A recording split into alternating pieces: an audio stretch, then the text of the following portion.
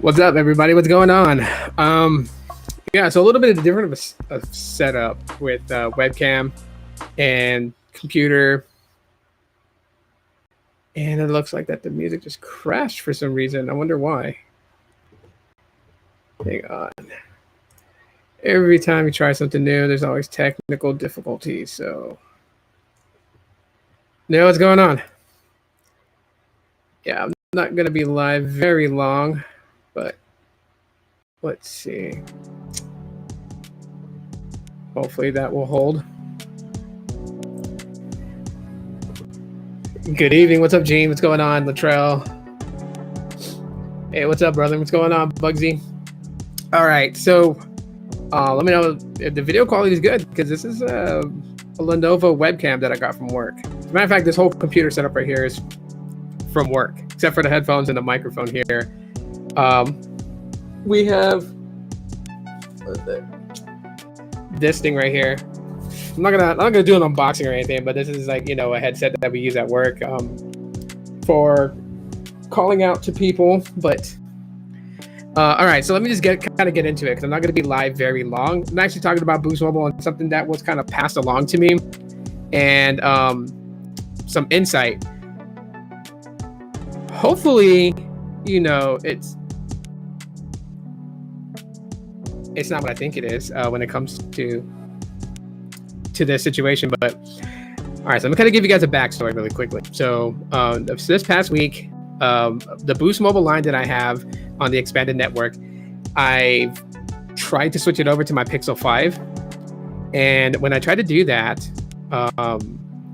like normally they tell you like Boost Mobile SIM cards are bonded with the phone that you activate on, but you can actually have them unpaired, so that way they can bond with another phone. And so I was going to do that, because I'm not going to go spend another $10 on a Boost SIM kit. That's like throwing away money, but anyways, so I called in, because you have to do it by phone. You can't do it on the website. You can't do it through chat. You have to talk to a rep and have them do it. So I called in, and I had them, get the IMEI. Well, I gave them the IMEI so they can try and do the switch up front first, and then I was going to have them do the unpairing of my SIM card in my Pixel 6 to pair with my Pixel 5. But when I gave them my Pixel 5 IMEI, they told me it belonged to another account, which I thought was weird. That was crazy. And I remember I did get the transformed network SIM card promo on Instagram that gave you like 2 gigs. And you pay like 99 cents, and they shipped out the SIM card. This was going to be on the AT&T network side of Boost Mobile. So I was like, okay, cool. Maybe it's that account. But they were like, no, they don't have access to it. So it's like, you have expanded network, you have transformed network. Systems are completely different team that handles activations, right? So I was like, okay, then where did this account come from? They were like, oh, they gave me the last 4 digits of the mobile number that the IMEI for my Pixel 5 was connected to. And I'm like, that's not a number I've ever had. So then the guy's like, oh, if you happen to know the 4-digit PIN, maybe we can go ahead and switch it. I'm like, okay. Well, I gave him my 4-digit PIN that I normally use, and he says it didn't work. I'm like, all right. Well, how did my Pixel 5 end up on there? He's like, where'd you buy the phone from? I'm like, the phone came straight from Google. Brand new, in the box. Never been given to anybody else to use. It's always solely been in my possession. As a matter of fact, it was active on Boost Mobile 3 months ago, just about. So he tries to help out. He feeds me some BS, right? Because he's like, oh, well, you know what? We can just do the switch, and we'll put your Pixel 6 IMEI on that account, and then take your Pixel 5 IMEI and put it on your account. And I'm like, but I don't even know whose account that is. So long story short, he couldn't do it because that account was suspended. He's like, if you pay to reinstate the account, then we can do the switch. I'm like, wait a minute. I am not going to pay somebody else's account to have service on it. Like, that's literally telling me you're holding my phone ransom. Like, in order for me to use my Pixel 5 on my Boost line, I got to pay somebody else's bill. So then he was like, we can put it to the lowest plan. I'm like, what's the lowest plan? And he tells me the $35 10 gig plan. I'm like, wait a minute. On your website, it says there's a $15 plan for 2 gigs. He's like, oh, we can know if it's a new account. I'm like, no, I'm not paying to have what's mine activated on my account. Like, I don't know whose other account this is. He goes on talking about it. Give you the IMEI and you'll have a Boost rep look at it, Carlos. Okay, but I'll text it to you later, bro. So, anyways, I'm like, how does my Pixel 5 end up on somebody else's account? Like, how does that happen? How does it happen? You know? So I asked to speak to a supervisor. Okay, mind you, they're using the same system that Sprint used when dealing with customers' accounts. So I wanted the interaction ID, which I don't think he knew that I knew what that was. So he gave that to me because he was kind of nervous. And I told him, don't worry about it. You're not in trouble. I know this is Boost policy and such. So the supervisor gets on the phone and she just right off the bat goes on about like, we can't do nothing on a suspended account. I'm like, wait, hold up. You're talking about a suspended account that's somebody else's. It's not mine. So she's like, I'm gonna look at that account. She looks at the account that my Pixel 5 is connected to for some damn reason. And she's like, oh, what's your name? I'm like, are you kidding me?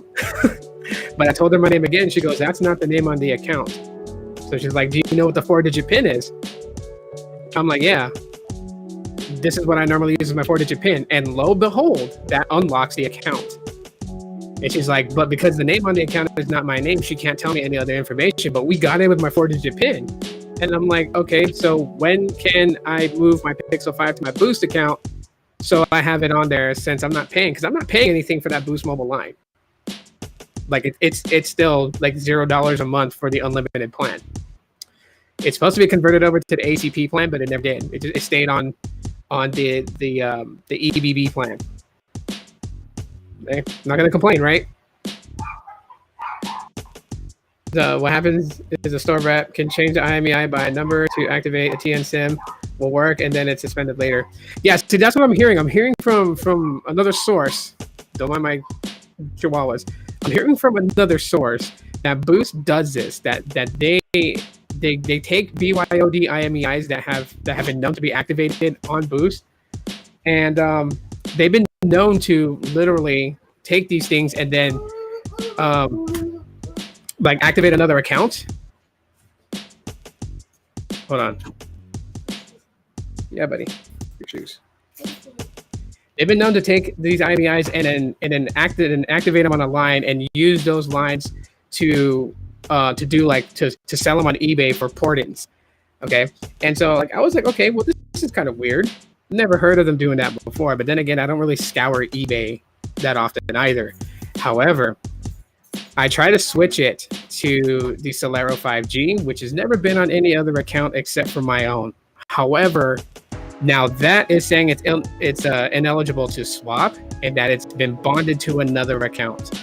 So a phone that Boost Corporate sent me to review ended up on somebody else's account, which I'm not even going to go through the whole spiel of that because to me in my head, more than likely, it's going to be accessible with the same 4-digit PIN. So is Boost really taking like devices that you've activated that were bring your own devices and opening up other accounts to attach a number to it and then literally selling those on eBay for people that want to use those numbers for port-in specials on other providers? Is that a thing? And it's interesting.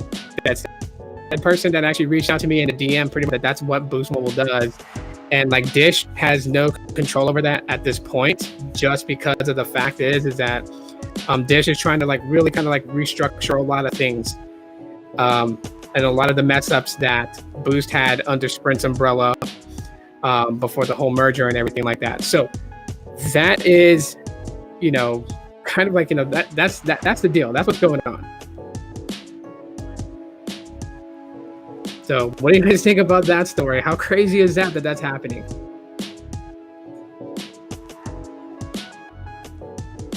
Yeah, I figured that. I figured that's what's kind of going on. So that is the dilemma that I'm having, and that's a dilemma that I guess some people are saying that is absolutely happening with Boost Mobile and things that's been going on with that. It's really weird, very weird situation.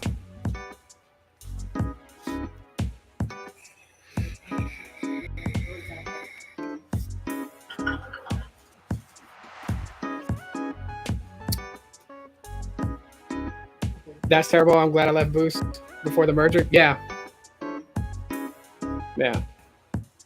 Someone SIM swap scammed me. I don't know if they SIM swap scammed me, but I do think that maybe Boost Mobile had something to do with that. I don't know. It's the said person just literally just like said, like, you know, literally.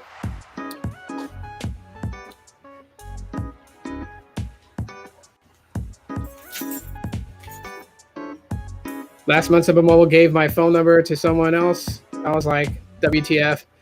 I had to go to Walmart and buy a brand new phone with the new plan. Wow, man, that's crazy. Yeah, I plan to do it, man. Just give me a couple of weeks, and then I'll see about trying them out for like a month or something like that, just to see how it goes. And then I'll do a review video talking about it and services and all that other stuff. I don't know, maybe I should mount the camera into like a different area at some point. And I could mount it on top of the screen right over here. And I actually have 2 monitors, so it's kind of like cool to see, like, you know, the stuff that I use, because like it is a computer from work, and so it's actually connected with my Chromebook. So my Chromebook is actually like running basic everything, but everything's connected by HDMI to these screens. And so switching accounts, because I have Google Workspace because of my job, and then I also have my private Google account, which I'm currently on right now. So it allows me to do this. The camera, I think the camera looks pretty good as far as like the video feed and everything looks pretty good. So kind of excited for that. Yeah, for sure. May the 4th be with you all. May the 4th be with you, Baby Yoda, because tomorrow's Revenge of the 5th. For sure. Are you guys ready for Kenobi on the 27th? I am super ready for Kenobi series.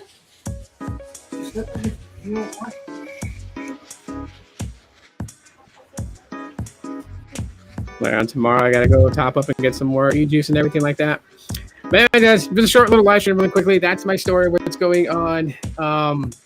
Let me know what you guys' thoughts are. People that watch the replay, let me know. Let me know how everything was with this, you know, this camera feed and everything. What up, Sneal? What's going on? We'll cut it short. I'm not gonna stay on too long, but back on tomorrow morning, and we'll go more in depth about it, just because it's like that. There's a lot going on for me today. But I appreciate you guys stopping in just really quickly. And yeah, I got to set this computer desk up much better to have more space to maneuver things. I'm like shuffling a lot of stuff around. But alrighty. I keep looking at the screen because I'm used to the camera being there, but it's actually right there. External camera works good, hopefully. You can say hi, Aubrey, if you want. Yeah, more than likely that's what it is. It's been like that for the past couple of days. I'm not entirely sure why, but it's also been doing that now that my city's heating up too. So it is what it is. But I work with what I got. There's times where the live streams actually work though. I think like a few days ago, it actually worked pretty decently. So I don't know. But alrighty, I will talk to y'all later.